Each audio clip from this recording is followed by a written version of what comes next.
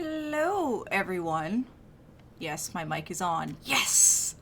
Alright, so, welcome to Daily Space. I am your host, Annie Wilson. As you can notice, I am not Dr. Pamela Gay. She is traveling today. And because she doesn't have a clone, you have me! Alright, so, let's get in this as soon as I find all the right things. Hi, Fenring! Hi, Susie! Alright. So, as always, at me with your questions. I will pause between stories to answer questions. And yeah, you can pretty much ask whatever you want. I may not answer everything you ask, but sure, ask whatever you want. Alright, so, let's start this. She says that she's not quite so soon. Again, so soon? I'm not sure what you mean by that, Noel. Alright, so this pretty picture is probably taken at Mauna Kea. This is, where are my notes? This is one of the pictures that was in the press release for the world's largest digital sky survey, issuing the largest or the biggest astronomical data release ever. So this was a partnership between Space Telescope Science Institute and University of Hawaii Institute for Astronomy. They put together the Pan-STARRS 1 survey. It is over 1.6 petabytes. Yes, petabytes of data. Or 1,600 terabytes. Or over 1.5 million gigabytes. That's a lot of data. This is the largest volume of astronomical data ever released. If those numbers made zero sense to you, here are some other numbers that put into scale the size of this data release. 2 billion selfies. 30,000 times the total text content of Wikipedia. Or 15 times the volume of the Library of Congress.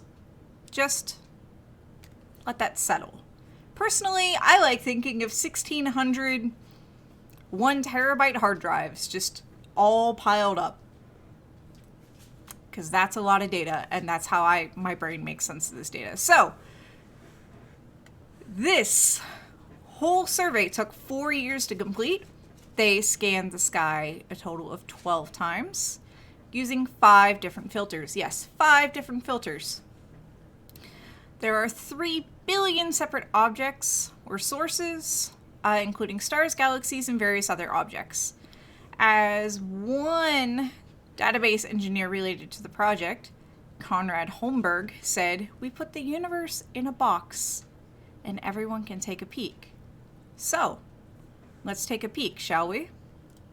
This is the result of that huge survey. This is all the data that they have collected, and it's pretty amazing. I know it probably doesn't look like a lot, but there's a lot of stuff going on in this image. So, I'm not sure if it ever captures my mouse. Oh, it does. So here's the Milky Way right here, and all the dust clouds, and each one of these little points, like the image may look grainy, each one of those points is an object or a source. So, yeah, yeah, that's a lot of stuff. I'm not sure what some of these streaky things are. That might be a galaxy.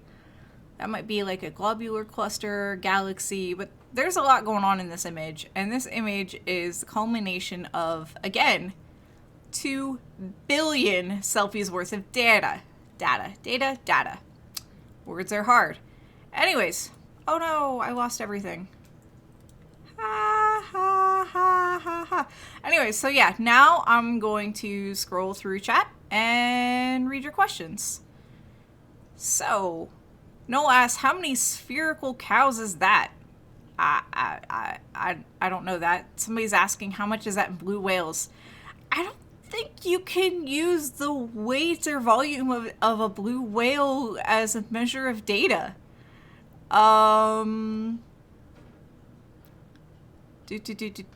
Above the clouds. DPI says I need more hard drives. Yeah, you would totally need more hard drives for this. String Theory says, but can I filter it? I don't know. It depends on how you want to filter it. So all of this data will or is already available to the public on MAST. That's the Archive for Space Telescope. I can't ever remember or pronounce what the M stands for. But if you watch my Sunday streams, that's where I essentially pull my data for colorizing stuff. I probably won't work with any of this particular data, partially because a lot of it is let's measure stars and brightness and track moving things in the sky. DPI says, or about a month of Netflix worldwide. Maybe. I just used the figures that they provided in the press release. I have Sauron, gorgeous, nice marble. Can you zoom in on the image? No, because apparently me clicking just pulls up the next image, which I wasn't quite ready for. I cannot zoom in on the image, and that's a limitation of my setup. So I apologize for that. That would be amazing. And do I have... Let me see if I can... Nope. I didn't keep the URL for the press release in my notes. So I can't even be like, hey, this is where you go see that. That's MAST. So if you actually want to see the picture, I would literally just Google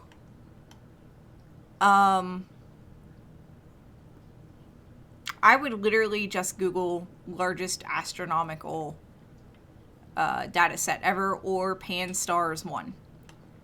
Pan-STARRS is spelled Papa, Alpha, November, dashed, Sierra, Tango, Alpha, Romeo,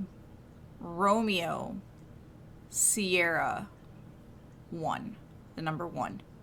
So I think somebody just posted a link for it, and that's right. So yes, awesome. Paranor asks, the data you're referring to isn't just part of the picture, but all the things in the picture, correct? It's both. So yes. The picture as a whole is data, and then all the things in the image is also data. So the answer is yes. Yes, it is. Yeah, it's a lot of data. Just 4 years scanning the sky 12 times with 5 different filters. So yeah, enjoy the pretty image. And if any of you are associated with planetariums or do anything with planetariums, as I admire this image as it is big enough to be put up onto a dome with a 2048 by 2048 projection system. It's already warped and all that other things, and yeah, if you're on speaking terms with your local planetarium, which you probably need to be, ask them to put it up on the dome for you, because that would look gorgeous. In fact, I might actually do this later this week. Yeah, because working at a planetarium has its perks. Alright, so, next story. We have another image, which I already gave you a peek of. Astro YYZ says, don't get me started on planetaria in Toronto. Alright, I feel like that's a conversation you and I need to have at another time, YYZ. Alright, so, this, as we all know, or most of us know, is 2014 Mike Uniform 6-9er. So, this is the best image so far that has been released. This was taken about 7 minutes? Yeah, 7 minutes before closest approach. And it was stored in memory and sent back to Earth on the 18th and 19th. So, why did it take so long? Why did it take over 2 weeks to get this image? For starters, radio signal from New Horizons takes over 6 hours to reach the Earth. and the bandwidth of the data is really, really low for a variety of reasons, including we have to share bandwidth. Also, it has something to do with distance and the number and the volume or something. It's a lot of stuff I don't understand, but it takes a really long time for data to get sent back. And it was probably sent line by line by line. To give you an words are hard. To give you an idea of the scale of this image, 1 pixel is 135 meters. Or, if you're from the US, 1 pixel is 440 feet. This large circular depression feature, whatever you want to call it, on the smaller lobe, that is 7 kilometers or 4 miles across. This is huge. This is like a foot march distance huge. Yeah. So this is a huge image. This has also been lightly processed. This is not raw data from the telescope. It has been sharpened up by scientists in a process that I've already forgotten the name. It also makes it look like a bit grainy, but compared to the older images, you can see a whole lot more features. Like there's some impacts up here. There's this, we can definitely see that the color is bright white. We don't know why yet. There's some lighter features in the depression, and there's some darker stuff. We don't know why everything is the way it is, but we can see it now. Hanny says it looks like 2 dumplings. Susie says such a potato. It is like a potato or dumplings, like chicken dumplings kind of just stuck together. I like to think of it as kind of like an ice cream cone without the cone and like a teeny tiny little scoop on top, or a snowman. I see a snowman. All right, so I'm gonna pause.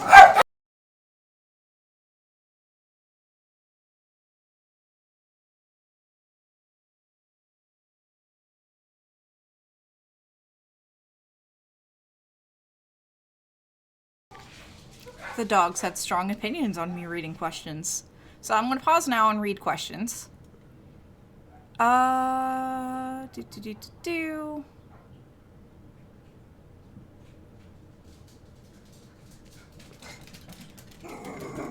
Shh. Really, Tinker? Hold on. I need to bribe my dogs to be quiet. Would you like some Cheerios? There, have some Cheerios. It is the time of day when people are honking their horns or making their horns on their cars go off by locking them, and it drives my dogs wild. Hey, Bits! So, you guys can't see the dogs, but here's the handful of Cheerios. Are you ready for me to make it rain, Tinker? She's sitting oh so nicely. She also doesn't speak on command like the other one does. Are you ready? Oh, I hear another Puck. Hey, Puck, are you ready for Cheerios? Can you speak? Speak. Come on. All right. All right. I made it rain. Okay.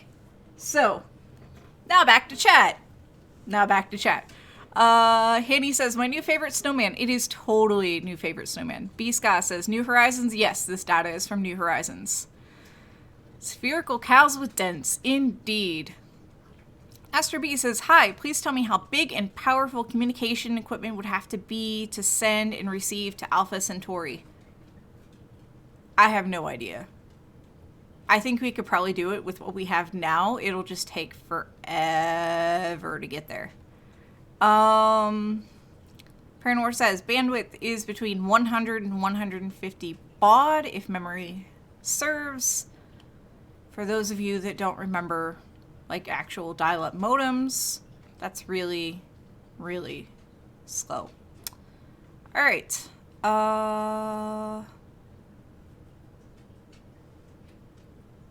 terabytes equals 20 months. I'm assuming that's what the transfer rate would be at 100 and 150 baud. You can take much bigger bounds than on Earth for your march. Oh, yeah. Yeah, this is true. I think I'd rather do a foot march in a lower gravity environment. Partially because the gear wouldn't be so heavy. Not that I have to do that anymore.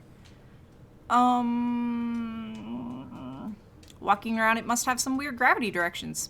Possibly. Those 2 white splotches on the smaller blob look like eyes. I'm assuming you mean these. Alright, so if these are eyes, and this dark spot, that could be a mouth. That looks like a very angry blob. I don't think I'll be able to unsee that. It wants the snowman to pet it. Hi, Mike Cassidy! Fenring asks, would the depression be caused by impact or some formation process? They don't know yet. That is something they are going to investigate. It could be from one big impact. It could be from some sort of formation process. Just... I don't know all the technical terms, but all I can think of is if, like, when you make paper mache, you inflate a balloon and then you put, like, strips of paper over it, and then once the paper and the material dry, you pop the balloon. Only you do this before the paper mache is dry and the paper mache sinks back in. Like, it could have been one of those kind of deals. Yeah. Oh, Astro Hell just says 2 terabytes is what's in queue from New Horizons. Oh my goodness. Hanny says, do you see a ring on the face of the larger object? Like right here? I sure do.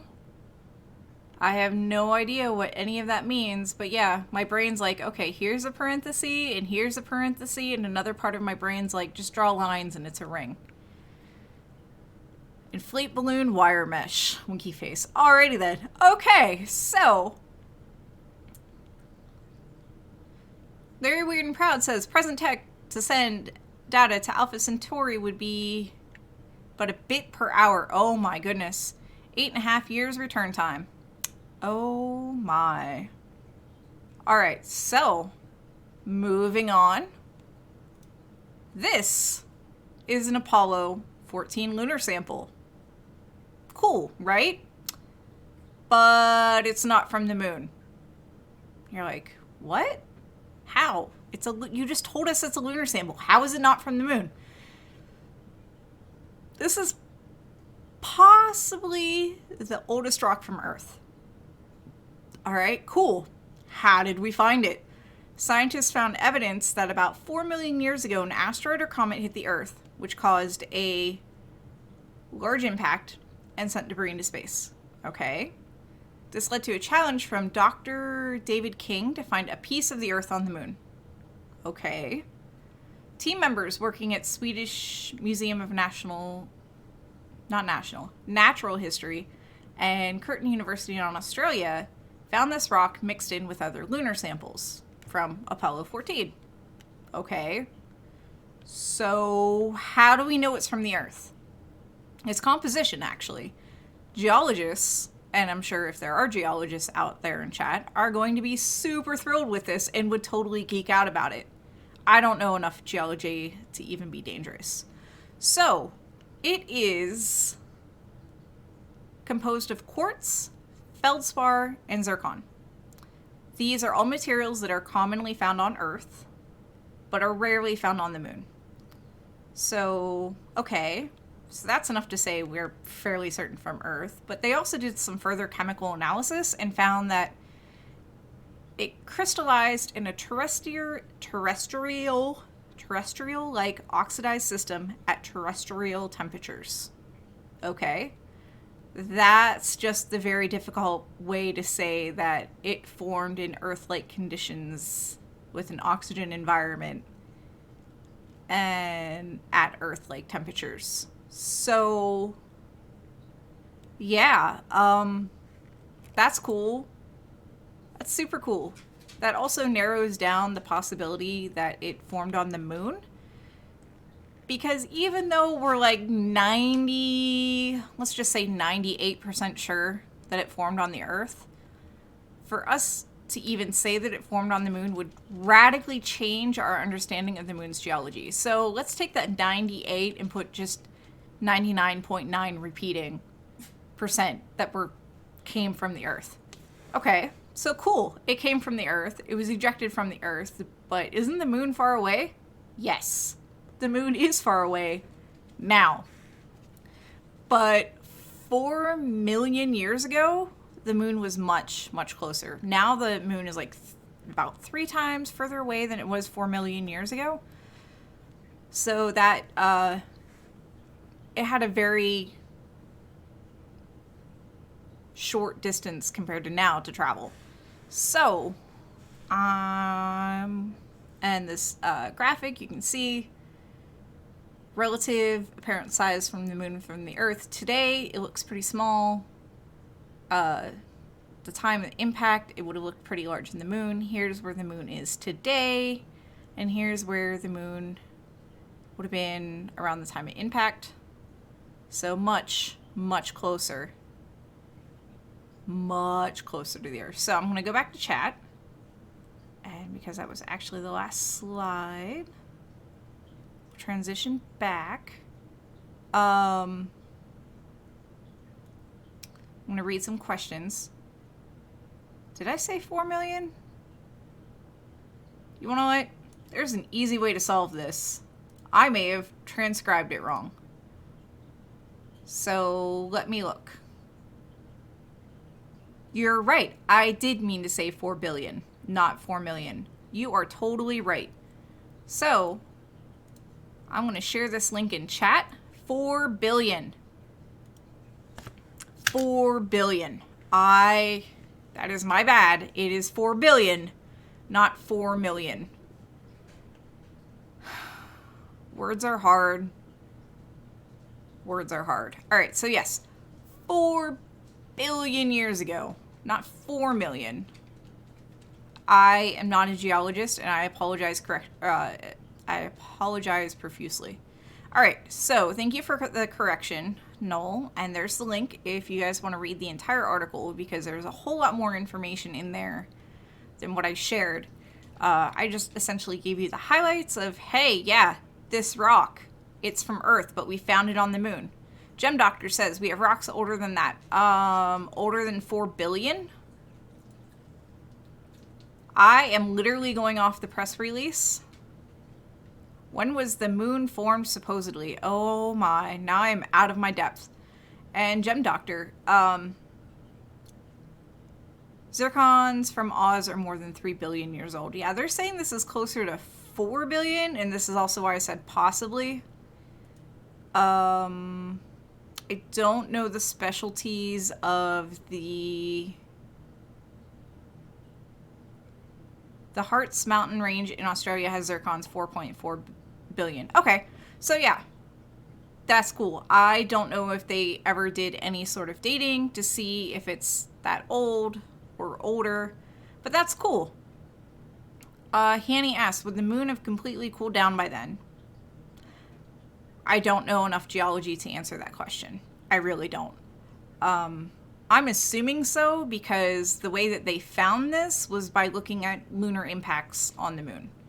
Literally looking at things that were, craters and such, and picking up samples. Noel says, I think the moon is 4.5 billion years old. Earth was molten when the moon was formed. There was something in the press release about Hadean? I think it's Hadean Earth. Which again, I don't know enough geology to really wrap my head around that. Yes, thank you, Hanny. My cat disconnected me. I'm so sorry. I'm going to scroll back up. So, GX Evolved asks, could that rock be from when the moon was formed? No. We are 99.9 repeating % sure that it's from the Earth based on its composition. Zircon, feldspar, quartz are commonly found on the Earth.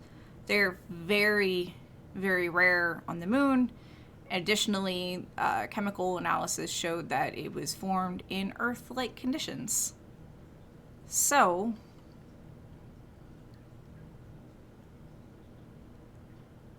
if the moon has been impacted so many times, are there,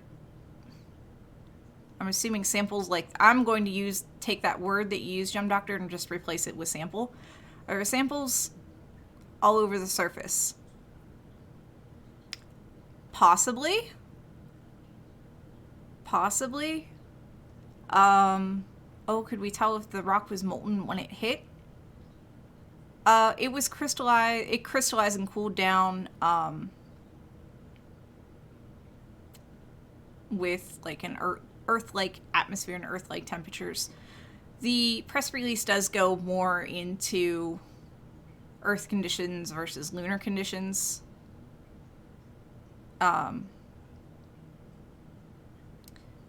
No.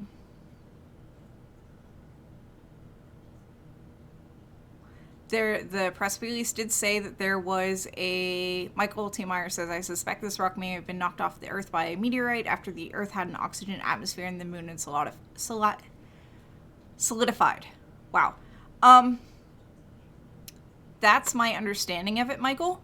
The press release did mention a primitive atmosphere.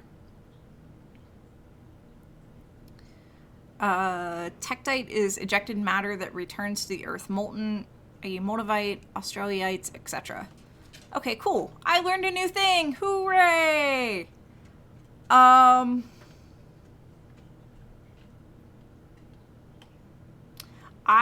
don't know the answer, if there are tekites all over the surface of the moon. This is way out of my comfort zone, so I'm not sure. Fenring says, but the Earth didn't have oxygen in the atmosphere until 2.5 GA years ago. Again, I know enough astronomy to be dangerous. I know even less geology. And I really don't know. And yes, Hanny, they did send a geologist to the moon, but I'm not sure if it was just once or if it was more than once. But yes, at some point we did send a geologist to the moon. Technically, biology put oxygen in the atmosphere. I am completely comfortable admitting that I don't know. So again, I'm just going to paste the thing in there. Because I feel like I've done a very poor explanation of the whole thing. Other than, hey, look, it's a rock from Earth that we found on the moon. So yeah, the extent of my knowledge on this is, hey, look, we found a rock from Earth on the moon. And this is how we proved it. I think it's pretty cool. And there's a lot I don't understand. So yeah, chat, you are awesome for helping me understand this. And, you know, correcting me, because I want to make sure that I want to get all of this right. Because I'd rather be wrong and be corrected than be wrong and teach somebody else the wrong thing. So, I was just scrolling up. Jay Ramsey says, my geek mode is active now. We will not find a T-Rex femur on the Mars, or on the moon, on the Mars. So, yeah, we are totally a team. Geology is very cool. It is very cool. I learned very little of it Paranor says, there could be a frozen dino orbiting the sun, though.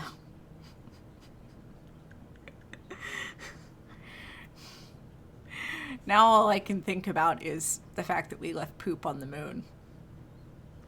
That's right, folks. You heard it here.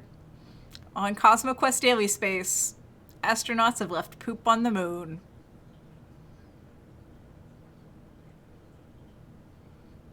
A T-Rex femur on the moon or Mars would be some news. I know, right? Like, how did this get here? I know I would be suspicious. Alright, so, yeah, this is the time if you have any more questions to ask them, and I will do my best to answer them. I make no promises on being able to answer your questions, but I will try. Accidentally close the tab. I remember there was a story about astronauts having to deal with an errant poo while in flight. I don't know. I saw something. Feeling have a scientist have a while to go and figure out how the Earth and Moon formed, and then they can explain the rock. Again, GX Evolved. I'm gonna go with these are materials that are commonly found on Earth and not the Moon. If this did originate on the Moon, we would have to change our understanding of the Moon entirely. I believe they're going to see if they can find more samples. So, yeah. We learned from Pamela that the asteroid launched dinosaurs at escape velocity. That's terrifying. It will be interesting to see what the Chinese rover finds geology-wise. Shh. Hey. Tinker, I know you have strong opinions on this, but I need you to keep your opinions to yourself. Have some Cheerios. And I know, there is... TPI says we should build bigger telescopes in space and look for that T-Rex, and maybe we could coincidentally find Planet 9.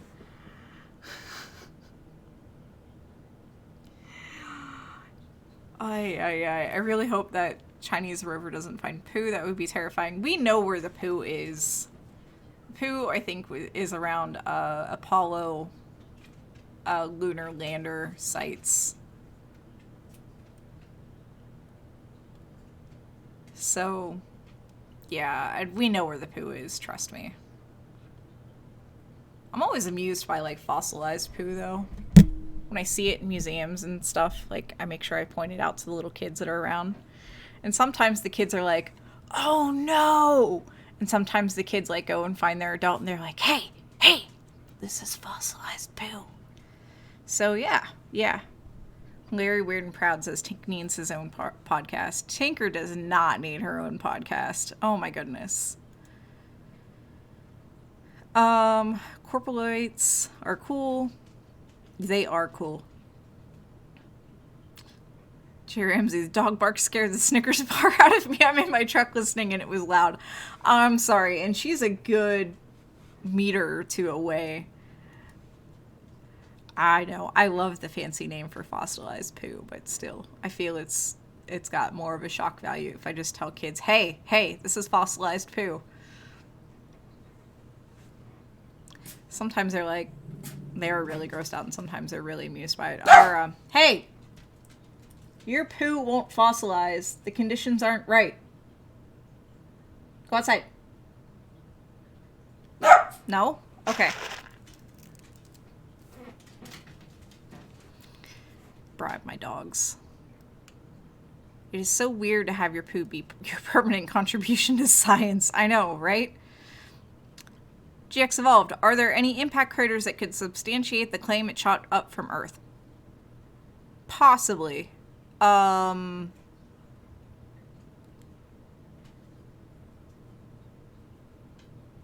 Possibly, but the Earth also has this problem called weather and active plate tectonics. So volcanoes, weather, etc. So stuff from weather eroding the stuff away, and then things like mountains forming and lava shooting out from volcanoes and dribbling out from cracks would also take it. I want that shirt, Jay. My microphone's in the way of chat. I should probably just move chat instead of moving the microphone.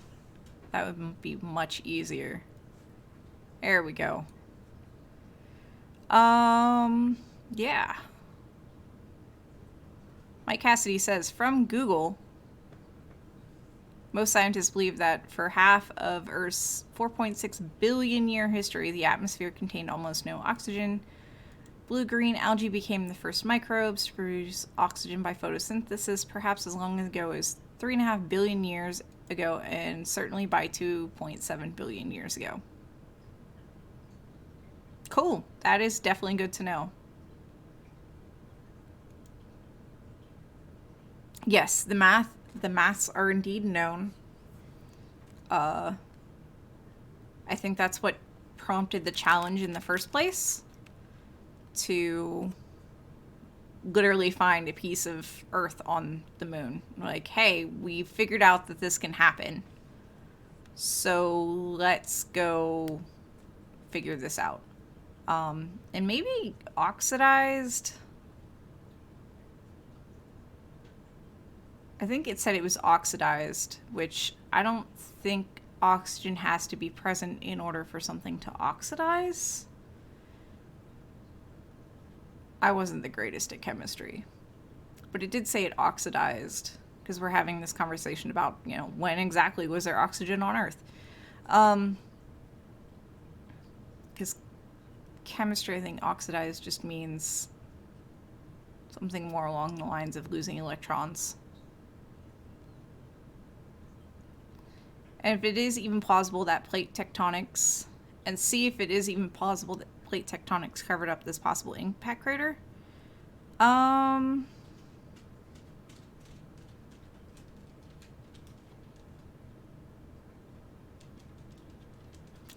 not sure. That is beyond my knowledge.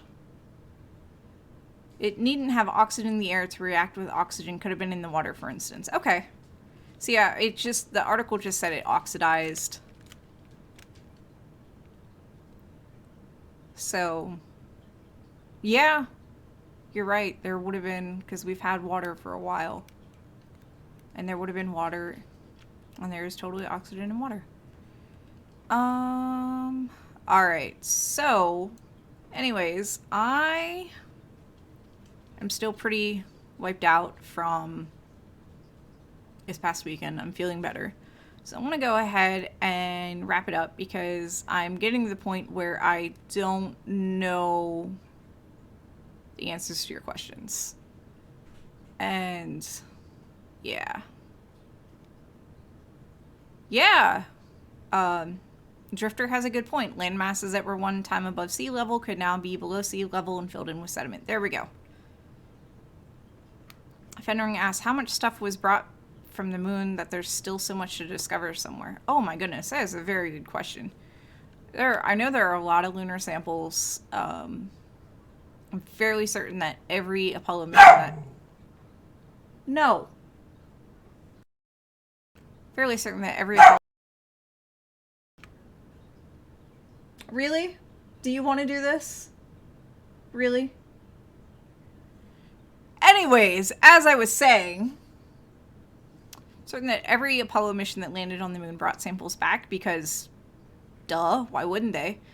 And sometimes it takes stuff like this, like a question of, hey, can we find this, for scientists to go back and go through collections of stuff we already have to see if this is true. This happens with museums all the time. So museums typically have collections that are much larger than what's available for the public to see, and they just collect things.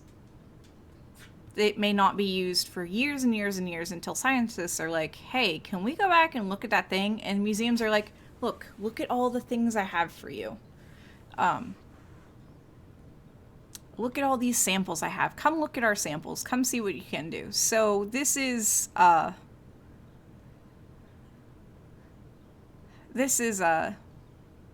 of a trend that where we just collect a bunch of stuff and then eventually we'll go back and do data on it. So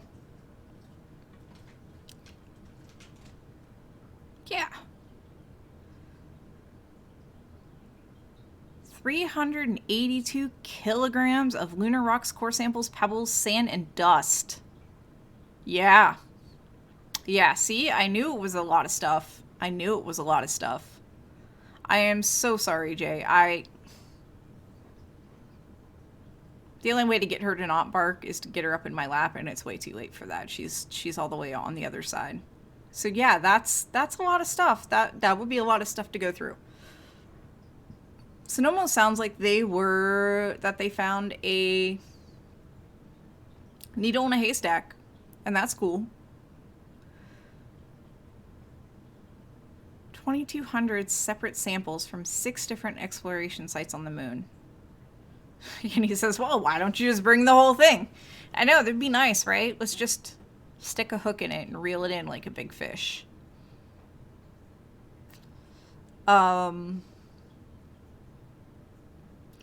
Yeah, so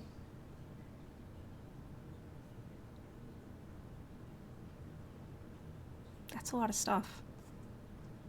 I have a feeling I missed a whole bunch of stuff in chat, so I'm gonna just scroll up again. Recycled plate tectonics. Iron has to have rust before the O2 built up.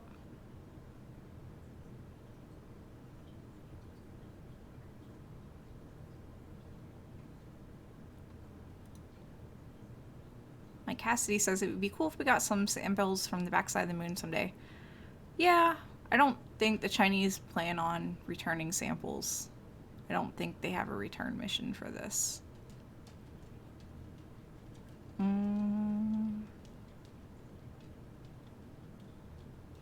And yes, as YYZ points out, we totally have Martian meteorites.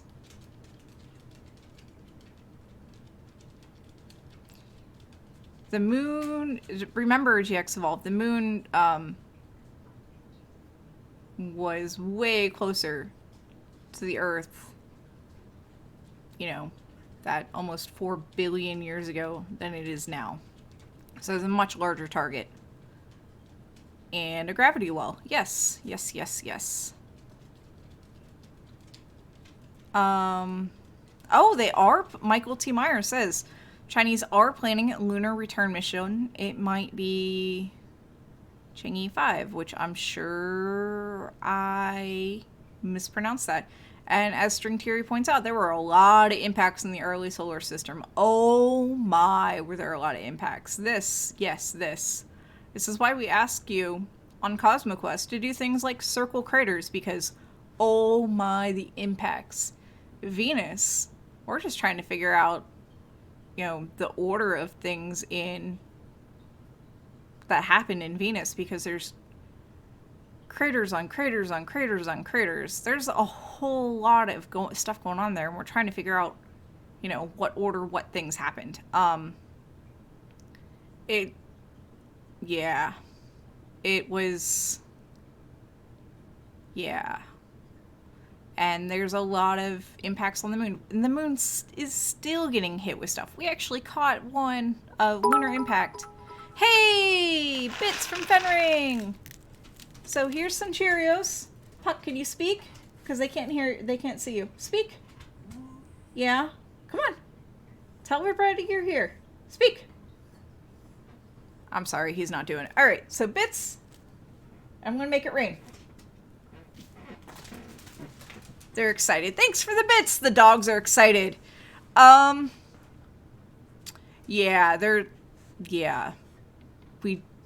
Stuff is still hitting the moon. We caught an impact literally on tape during the eclipse, thanks to Griffith Observatory. And I wouldn't be surprised if Mars is still getting hit by stuff. Like, we get hit by stuff still. It's not always a lot thanks to our atmosphere. And sometimes, the things that are really big that could kill us just tend to go away. But, Paranor says there were 2 impacts. Okay, cool. So we caught 2 impacts on tape recently. So yeah, we're still getting bombarded by stuff from the solar system. And, there's space stuff that's slowly falling into our atmosphere. So, first was lower left, second was upper left. I didn't see the second one. The first one was pretty obvious because it was in the dark, shadowed part of the moon. The second one I didn't catch. But yeah, that's actually pretty cool. So in the course of a lunar eclipse, 2 things hit the moon where we could see them. Impacts are pretty common still. And they were, as a couple people in chat have said, they were probably way more common previously. So, yeah. Yeah. And now the dogs are hunting at Cheerios. What sort of magnitude for the bigger impact? Bigger impact or second impact? I really, that's a very good question, and I don't know. I don't know. So, I'm not sure which one was bigger either.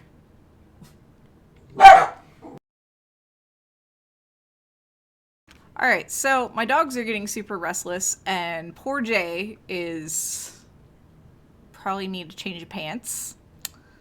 Because, don't sit there and look at me. If only we spoke dog. I know, right, Hanny? So yeah, my dogs are getting restless. I want to save all of your ears.